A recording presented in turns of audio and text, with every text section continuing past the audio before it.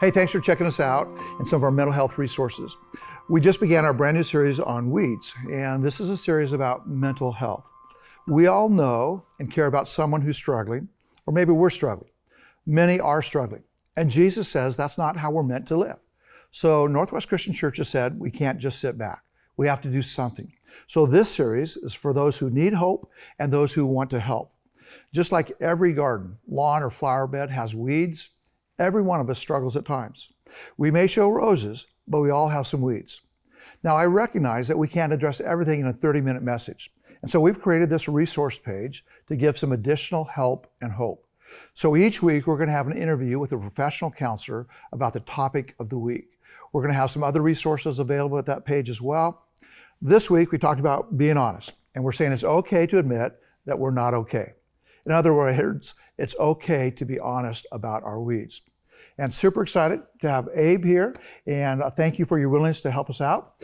Can you just begin by telling us a little bit about who you are? You're going to have a little bit of an accent that might throw some of us. Sure, yeah. It's great to be here, and thank you for having me. I'm an Australian psychologist, moved to Portland in 2017, and started primarily working with infant toddler mental health, children who had been profoundly impacted by trauma, and helping them repair attachment relationships with their parents or their caregivers. Worked with mood disorders, anxiety and depression, and now mostly work with couples. I do a lot of work on attachment relationships between couples. I love that work. It's what I'm passionate about. And we've just co-founded a startup called Rise and Form. Tell me a little bit about that. Yeah.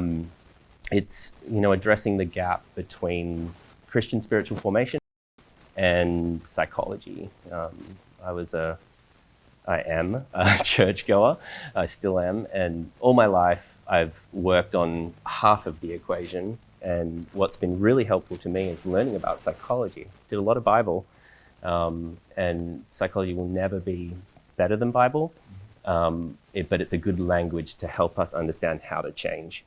So Rise and Form is our attempt at trying to provide resources, education. We've got a podcast to address that gap. Well, thanks, Abe. That's really encouraging to hear about part of your story and your journey. I thank you for sharing that. Also, I'm curious as we start, what do you see in mental health issues that now people are dealing with? I think especially coming out of COVID, and maybe not you, but also your colleagues. Yeah, I think the deterioration of people's mental health continues, and physical health too. During COVID, I know we're sick of hearing about it, but we saw a lot of decrease in human functioning. We got isolated and we started making bad choices. Humans are creatures of habit, and those habits have continued now into 2024. There's hope that it's not all bad, but there has been an increase in anxiety, particularly among young people. 1 in 4 11 to 18-year-olds are diagnosed with anxiety, which is just, I know if you have a young person, check them out and make sure that that's being something you're looking at. 11-year-olds are the most prevalently diagnosed. 15% of Americans have a substance use disorder, and 90% of them are not being treated. And I think one of the other issues is trauma, and something we don't talk about enough, even though there's so much media attention on it now in churches, in schools, in companies. But developmental trauma has always been a factor that's sort of like the hidden variable of why people are struggling with mental health problems. Help me understand what developmental trauma is. I'm not sure I understand that term. Yeah, absolutely. Early childhood experiences are profoundly impactful on our development. There's a Kaiser study.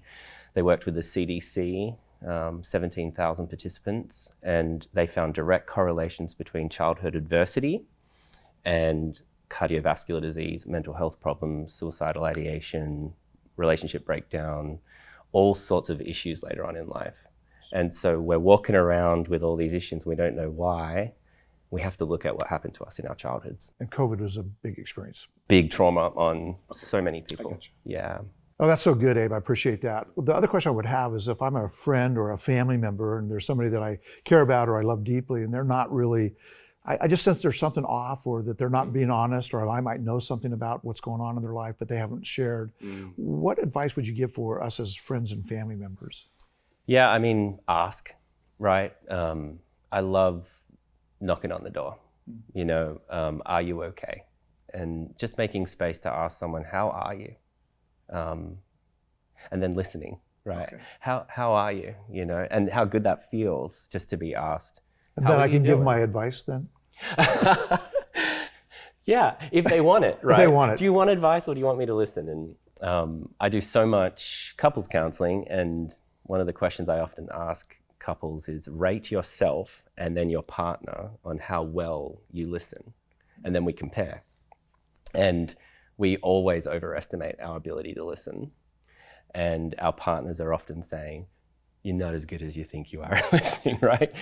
And so it really just goes to show the importance of developing listening skills, the ability to really help someone to feel understood. So they feel safe too, right? Yeah. I want them to have a safe relationship with me, or a safe space, or a safe person. I want to be that kind of person. Yeah. How do we do that? Yeah. And I love Dan Siegel's work at Harvard.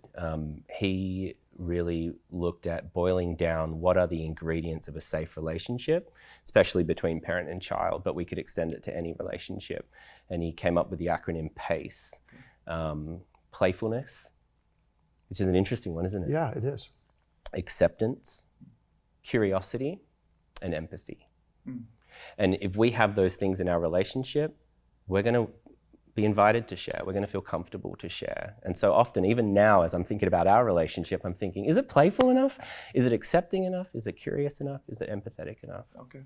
Well, that sounds like great advice, and I appreciate that. The other question I would have is, I guess, what happens to somebody that feels like I want to be honest, but I just not been able to get that. I'm not sure it's safe. I'm not sure that I can do this. I can't be vulnerable. What would you say to me if I'm in that space now? I want to, or I say, I want you to hear me, but I don't know how to say this. Or what kind of advice would you give to a person? Yeah, I mean, I feel for you. If that's what you're going through, I know it's hard. It is really hard to build up the bravery, the honesty, and to speak up. That's the empathy part. Yeah, that's right. And I think, the key word is courage. You're not weird for not wanting to speak up. And it is a courageous act. You won't regret it, but make sure you do it to someone that you feel is safe with you. And you don't have to open up to everyone. It's okay. Not everyone's a safe person to tell your problems to. Right. But do it. You're not meant to keep that in. Get that stuff out. It's only toxic for us when we hold those things in. I guess because this is a church and the faith space, I'm going to ask one more question. That is, what would you recommend for us as a church? I mean, we talk about life groups and we want to do community together, doing life together. For a church, how can we create some of those safe places, or how can we help people be honest and vulnerable as well? Yeah, I think, it starts bottom up and top down. An environment of emotional health, not just spiritual health. Scazero's work's really good, for instilling in leaders about what it's like to be a good listener. I remember joining a group called Rooted. I don't know, did they do that here? Yeah. And I remember the leaders must have been trained into ask good questions and don't provide answers. Right. And our group was safe. People weren't jumping in and trying to provide advice. It just felt like a sharing space. Okay. And so much healing happens in that environment. Abe, thank you so very much. We're going to go ahead and post a couple more things that you have and some of the resources and your contact information. And again, thank you so very much for being here and being willing to share with us about this really important topic in mental health. And God bless you for your work as well. Thank you. Absolute pleasure.